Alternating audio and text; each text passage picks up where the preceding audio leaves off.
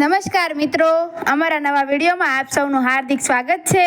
તો આજે આપણે વાત કરીએ વિમળાબાનું કુરિયર વૃદ્ધ બા અને તેના વિદેશમાં રહેતા દીકરા સાથે બનેલ ઘટના વિશે।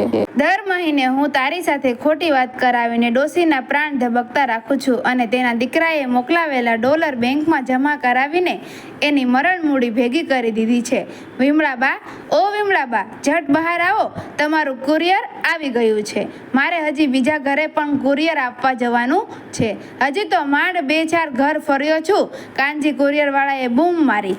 કાનજીએ બૂમ મારી ત્યાં તો આછા વાદળી રંગનો સાડલો પહેરેલી અને ઉંમરના ઘસારાએ સહેજ આગળની તરફ નમાવેલી દીધેલી એક વૃદ્ધા બહાર આવી। શરીરને કદાચ ઉંમરની અસર થઈ હતી, પણ માજીના મનોબળને ઉંમર હજી જર્જરિત કરી શકી નહોતી। અલા કાનજી, તારે આવવું મહિને એકવાર અને એમાંય ઉતાવળ કરવાની? તને જે કેટલી વાર કહ્યું છે કે તારે આવીને પહેલા ચા નાસ્તો કરવાનો અને પછી મારા દીકરા સાથે ફોન ઉપર વાત કરાવવાની અને પછી છેલ્લે પૈસા આપીને જવાનું। મારો માધવ તો શહેરમાંથી નથી આવી શકતો, પણ તું આવે એટલે મને કેટલો હરખ આવે। મારે મન તો કાનજી અને માધવ સરખા જ છે, મારા ઠાકરધણીના ઉપકાર જેવા। તો વિમળાબાએ કાનજીને હેતથી ધધડાવ્યો। વિમળાબા, તમારી વાત સાચી, પણ મારે આખા દિવસમાં મારો ટાર્ગેટ પૂરો કરવાનો હોય। મારે ઘણા ઘરે જવાનું છે। તમારે ત્યાં જ 2 કલાક કાઢી નાખવું તો કેવી રીતે ચાલે? મારે પછી ઉપર જવાબ આપવાનો હોય છે। કાનજી કુરિયરવાળાએ કહ્યું, ભાઈ, તારે તો ઉપર જવાબ આપવાનો હોય, પણ મારે તો ઉપરવાળાને જવાબ આપવાનો છે। મારો કાનજી ખાધા વગર જાય તો મારો ઠાકર ક્યાંથી રાજી રહે? મારી જોડે દલીલ નહીં કરવાની। વિમળાબાએ સહેજ કડકડાઈ કરી અને માતૃવત્સલ લાગણીથી કાનજીના માથે હાથ પણ ફેરવ્યો। કાનજીએ ચૂપચાપ ચા નાસ્તો કરી લીધો અને પછી ફોન નંબર ડાયલ કર્યો। હેલો માધવ, કાનજી બોલું છું। આજે તારા પૈસા આપવાના તારા ઘરે આવ્યો છું। બા સાથે એક વખત વાત કરી લે, પછી હું જાઉં। કાનજીએ ફોન ઉપર આટલું કહ્યું અને વિમળાબાએ ફોન આપ્યો। માધવ, કેમ છે દીકરા? તું તો શહેરમાં ગયો એ ગયો, પછી ઘર તરફ પાછા ડગ માંડ્યા જ નથી। મને સમાચાર મળ્યા હતા કે તું વિદેશ જવાનો છે। તારે કેટલા દિવસ ત્યાં રહેવાનું છે? તારી વહુ તો મજામાં છે ને? મારો લાલો, મારો ક્રિશ શું કરે છે? ક્યારેક એ લોકો સાથે વાત થાય એવી રીતે તો ફોન કર મને। કાયમ તું એવી રીતે ફોન કરે છે કે મારો લાલો ઊંઘી ગયો હોય અને વહુ નોકરીએ ગઈ હોય। શહેરમાં એવી રીતે કેવી નોકરી કે પુરુષ ઘરે રહે અને બૈરાઓ રાતે નોકરી કરવા જાય? સાલું, મને તો આ બધું સમજાતું નથી। લાલો 6 મહિના પછી 5 વર્ષનો થશે ત્યારે એને લઈને આવજે ઘરે। મારે જોવો છે મારા લાલાને। અદલ એના દાદા જેવા નાક નકશી છે। વિમળાબા એક શ્વાસે બધું બોલી ગયા। બા, હું વિદેશ જ છું। મારી કંપનીએ મને વિદેશ મોકલ્યો છે। અહીંયા આવી જ નોકરી હોય છે। ક્યારેક હું રાતે જાઉં તો ક્યારેક વનિતાને રાતે નોકરી જવાનું હોય। તું લાલાની ચિંતા ના કરીશ, એ સરસ રીતે મોટો થઈ ગયો છે। અમે ચોક્કસ ઝડપથી આવીશું। તને મોકલાવેલા પૈસા લઈ લે તો લેજે, અને તારે જરૂર હોય તો વધારે મોકલાવું। તારી તબિયત કેવી છે? કાનજી કહેતો કે વચ્ચે કંઈક તાવ અને અશક્તિ આવી ગયા હતા। તું તારું ધ્યાન રાખજે બા, મને તારી કેટલી ચિંતા થાય છે। ફોન ઉપર માધવે લાગણીસભર વાત કરી। ભાઈ, તું મારી ચિંતા ના કરીશ, મારું ધ્યાન રાખે એવો ઠાકરધણી હજી બેઠો છે। તને ચિંતા થતી હોય તો આવતો કેમ નથી? આ 10 વર્ષ થયા આવ્યા, એક વાર ખાલી તારું મોઢું દીઠું છે એને હવે લાલો 5 વર્ષ એટલો થયો। તને લોકોને બસ વાતો કહેતા આવડે છે। પેલા લીલી નોટું મોકલાવતો અને હવે આ કેસરી ને વાદળી ને ગુલાબી નોટું મોકલાવસ। માવતરની ચિંતા થતી હોત તો 2-4 મહિને આટા ફેરા તો કરો।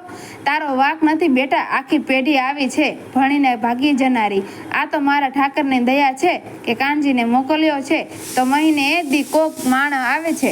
બાકી આ ડોસીને 4 ખંભે લેવા જ લોક આવશે એ મને ખબર જ છે। તું સુખી રહેજે, વિમળાબાએ કચવાતા મને કહ્યું અને કાનજીએ ફોન આપી દીધો। કાનજીએ ફોન કટ કરી દીધો। તેણે વિમળાબા સામે જોયું। ઊંડી નિરાશા અને વેદના જાણે કે કાનજીના મન ઉપર ચહેરા ઉપર ઘેરી વળી। વિમળાબાએ સાડલાના છેડાથી આંખો લૂછી અને ઘરની અંદર જવા ડગ માંડ્યા। કાનજીએ કપાળે ટેકવેલા ચશ્મા નીચે ઉતાર્યા અને ઘરની ઓસરીમાંથી બહાર જવા ડગ માંડ્યા। કાનજી, મારું એક કામ કરીશ બેટા? આ માધવ તો હવે વિદેશ ચાલ્યો ગયો છે। મને નથી લાગતું કે એની મરતી માને પણ જોવા માટે આવે। એના અવાજમાં પણ પહેલા જેવી લાગણી વર્તાતી નથી। આખો દી કામની જ વાતો કરે છે।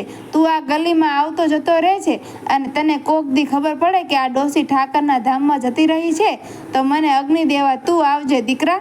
વિદેશી પક્ષીઓ તો ઋતુ પૂરી થાય અને કામ પૂરા થાય એટલે ઉડી જાય. કોક દી આવે ને કોક દી જતા રહે, મહેમાન જેવા જ રહેતા હોય છે. તું મને અગ્નિ દે તો મારો જીવ ઠરે, તું જ મારા દીકરા જેવો છે. વિમળાબા બોલે અને કાનજી કંઈક જવાબ આપે તે પહેલા ઘરના કમાડ વાસી દીધા. કાનજીની આંખો ભરાઈ આવી અને દોડીને ઓસરીની બહાર નીકળી ગયો. કાનજી બધું કામ પડતું મૂકીને ગામના તળાવે આવીને ગોઠવાયો. તળાવના સ્થિર થયેલા પાણીમાં ક્યાંક સુધી શૂન્ય મસ્તક રીતે તાકી રહ્યો હતો. ઘણો સમય વીતી ગયો હશે ત્યાં અચાનક તેનો મોબાઈલ રણક્યો. ધૂંધળી આંખોએ કાનજીએ મોબાઈલની સ્ક્રીન ઉપર નજર નાખી અને અનિચ્છાએ કોલ ઉપાડ્યો. હેલો કાનજી, આ છેલ્લી વખત હતું. પ્લીઝ હવે મારી વિમળાબા સાથે વાત ન કરાવીશ યાર, મારાથી હવે નહીં થાય. એક અજાણી ડોસી માટે તું આટલું બધું કરે છે. સારું છે, પણ એક ઘરડી માં સાથે મારાથી આટલું બધું ખોટું બોલીને વાતો નહીં થાય. મારામાં તારા જેટલી સહન શક્તિ નથી દોસ્ત. મારી વાત માન તું, પણ વિમળાબા સાથે આવું કરવાનું રહેવા દે. સામેના છેડેથી કહેવાયેલી વાત સાંભળતા જ કાનજીએ ડૂસકું ભર્યું. દોસ્ત, તારી લાગણી હું સમજી શકું છું, પણ આ વિમળાબાની લાગણી કોણ સમજી શકે એવું નથી. જતી જિંદગી આ ડોસી એકલી રહી ગઈ. માવતર વગરના સંતાનો અને સંતાનો વગરની માવતર બંને જીવતા નરક જેવા છે. હું તો પહેલી વખત વિમળાબાના ઘરે એક કુરિયર આપવા આવ્યો હતો. મને તેમણે પ્રેમથી બેસાડ્યો અને ચા નાસ્તો કરાવ્યો. મારા દ્વારકાધીશનો દૂત આવ્યો એવું કહીને મને પ્રેમથી પસવાયો. તેમની સાથે વાતો કરી ત્યારે ખબર પડી કે તેમના પુત્રએ આ કુરિયર મોકલાવ્યું હતું. તેમના સરસ મજાનું સ્વેટર અને તેની અંદર $20,000 મૂકેલા હતા. તેમાં ચિઠ્ઠી હતી કે ધનજી કાકાના સૂર્યાને કહીને પૈસા બદલાવી લેજે. મેં વિમળાબાને પૈસા વિશે પૂછ્યું તો ખબર પડી કે તેમનો દીકરો દર મહિને કોઈક વસ્તુ અને એની અંદર $5,000 મોકલાવતો હતો. તેની સામે પેલો હરામી સૂર્યો $2,000 લઈ લેતો અને વિમળાબાને ડોલર બદલાવીને $5,000 આપી જતો. સૂર્ય કોઈ દોસ્તાર હારે વિમળાબાને ખોટી વાતો કરાવી જતો અને છેતરી જતો હતો. વિમળાબા બિચારા પરાણે જીવન પસાર કર્યા કરતા.